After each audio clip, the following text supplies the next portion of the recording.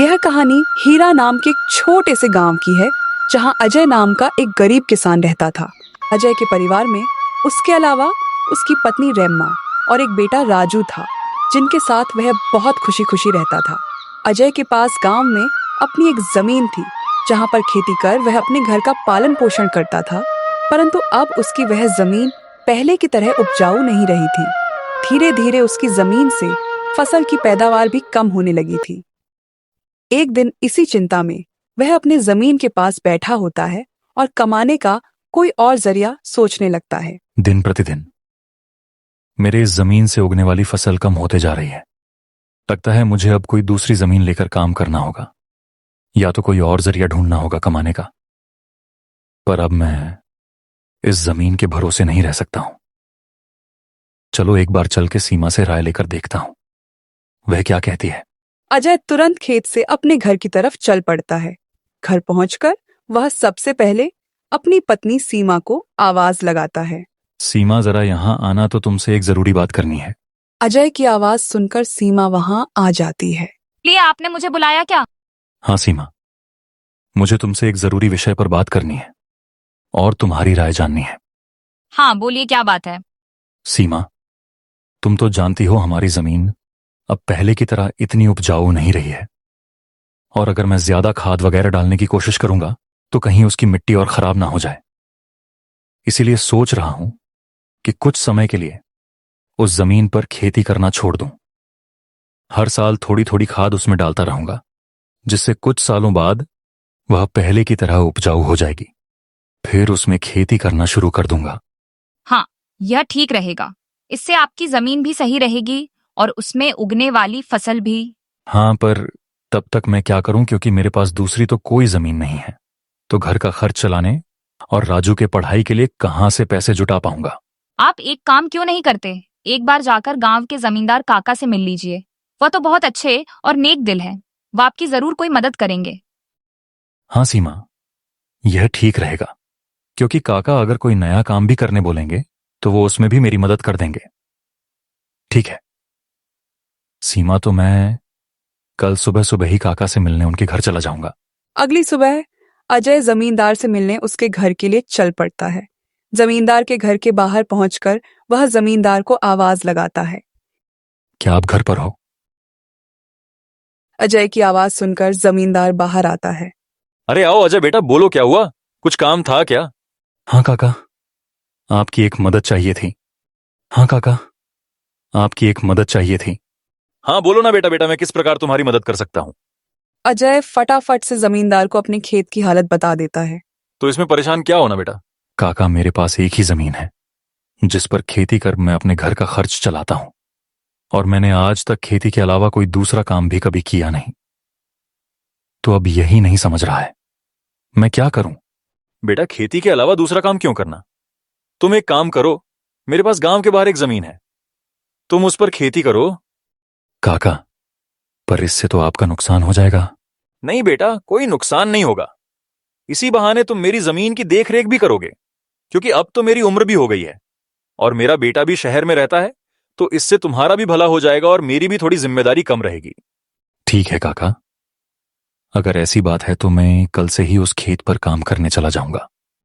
अजय जमींदार को धन्यवाद कहकर वहां से अपने घर के लिए निकल जाता है। अजय अपने घर पहुंचकर सीमा को सारी बात बता देता है।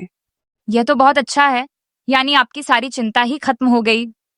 हाँ सीमा, अब मैं काका के खेत पर बहुत मेहनत करूंगा और कोशिश करूंगा कि एक दो और खेत खरीद लूं, क्योंकि भविष्य में ऐसी समस्या आए तो उसके लिए हम तैयार रहें। काका की जमीन गांव के बाहर है, तो शायद शाम को आते आते देर हो जाए, इसलिए सीमा को बोलकर जाता हूं। सीमा, जरा यहां आना तो। अजय को बुलाता सुन सीमा वहां आती है। बोली, आपने बुलाया मुझे? हाँ सीमा, सुनो, काका का खेत गांव के बाहर है, तो मुझे शाम को घर लौटने में थोड़ी देर भी हो सकती है। तो अगर मुझे देर हो जाए तो तुम और राजू खाना खाकर सो जाना, ठीक है? फिर क्या था, अजय अपना खाने का डिब्बा लेकर गांव के बाहर वाली जमीन पर काम करने चल पड़ता है।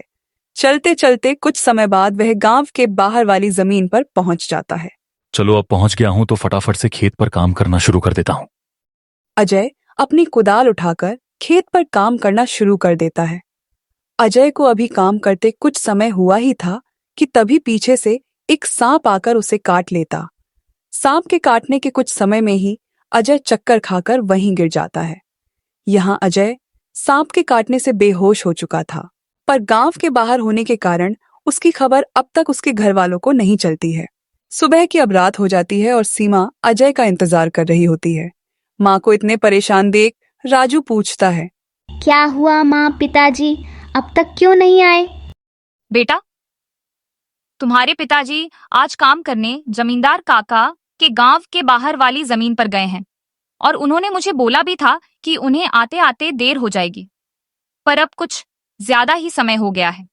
माँ, आप क्यों फिक्र कर रही हो? पिताजी ने जब बोला था कि उन्हें आने में देर होगी तो कुछ सोच समझकर कहाँ होगा। एक काम कीजिए, आप जाकर सो जाइए। राजू की बात सुनकर सीमा अपने कमरे में सोने के लिए चली जाती है। अगली सुबह भी जब सीमा देखती है कि अजय अब तक घर नहीं आया है, तो परेशान होकर वह सीधा जमींदार से मिलने उसके घर की ओर चली जाती है।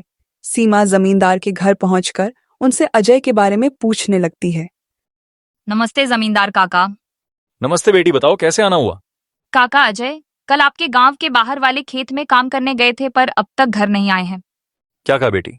अजय कल गया था और अब तक घर नहीं आया? हाँ काका, उन्होंने मुझे कहा था कि खेत गांव के बाहर है तो आते आते रात हो जाएगी, पर अब तो रात की सुबह हो गई, पर वो अब तक नहीं आए हैं।